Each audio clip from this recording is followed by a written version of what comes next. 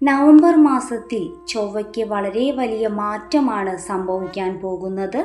ചൊവ്വ നവംബർ 1 മുതൽ അതിൻ്റെ വക്രഗതി സഞ്ചാരം ആരംഭിക്കുന്നു.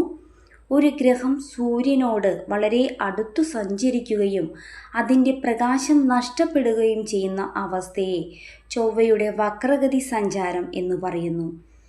ആ ഗ്രഹത്തിൻ്റെ അസ്തമയം എന്നാണ് ഇതിനെ പറയുക. നവംബർ മാസത്തിൽ ചൊവ്വ ഇത്തരത്തിൽ അസ്തമയത്തിലേക്ക് നീങ്ങുകയാണ്. പിന്നീട് മെയ് 2 ചൊവ്വയുടെ ഉദയം സംഭവിക്കുന്നത്. ഈ സമയം ചില രാശിക്കാർക്ക് അവർ ഒട്ടും തന്നെ പ്രതീക്ഷിക്കാത്ത തരത്തിലുള്ള പ്രതിസന്ധികൾ അനുഭവിക്കേണ്ടതായി വരും. ഇതിൻ്റെ ഫലമായി പല വിധത്തിലുള്ള ബുദ്ധിമുട്ടുകളും അനുഭവത്തിൽ വരുന്നതായിരിക്കും. അസന്തുലിതാവസ്ഥ, കാലതാമസം, ആശയക്കുഴപ്പം എന്നിവ ഇതുമൂലം സൃഷ്ടിക്കപ്പെടും.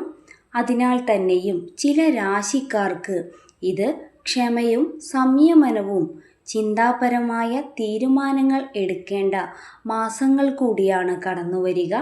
എല്ലാ രാശിക്കാരിലും ഇത് സ്വാധീനം ചെലുത്തുമെങ്കിലും 3 രാശിക്കാർ അല്പം ശ്രദ്ധയോടെ ഈ ദിനങ്ങളെ കൈകാര്യം ചെയ്യുക.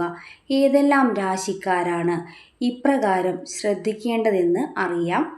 മേടം രാശി. മേടം രാശിക്കാരെ ഭരിക്കുന്നത് ചൊവ്വയാണ്.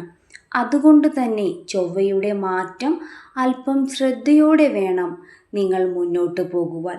പല കാര്യത്തിലും നിങ്ങൾക്ക് പ്രശ്നങ്ങൾ വർദ്ധിച്ചുകൊണ്ടിരിക്കും.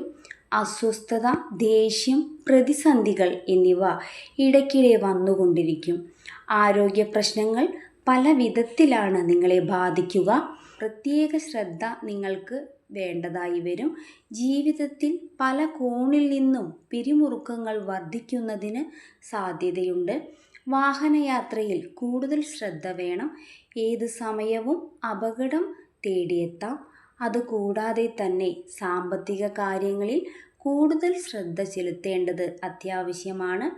അനാവശ്യ ആശങ്കകളും രോഗാവസ്ഥകളും നിങ്ങളെ ബാധിക്കും. പല വിധത്തിൽ പ്രശ്നങ്ങൾ വർദ്ധിക്കുന്നതിനുള്ള സാധ്യതയുണ്ട്.